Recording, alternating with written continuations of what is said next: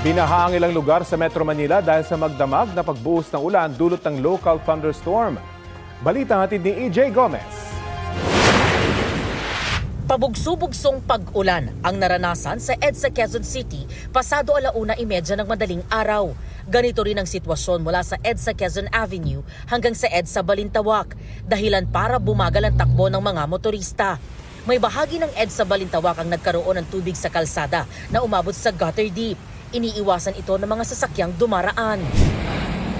Gutter deep din ang baha sa bahagi ng Port Area, Gate 15 sa Maynila, kaninang 3:00 ng madaling araw. Bahagya ring bumaha sa Barangay Maysilo sa Malabon. Dahan-dahan sa pagtakbo ang mga rider, kotse at e-bike. Bumaha rin sa bahagi ng dalandanan sa MacArthur Highway sa Valenzuela City. Nang tumigil ang ulan, humupa ang baha 5:00 ng madaling araw. Ayon sa Pag-asa, thunderstorm ang dahilan ng pag-ulan sa ilang bahagi ng Metro Manila kanina. EJ Gomez, nagbabalita para sa GMA News.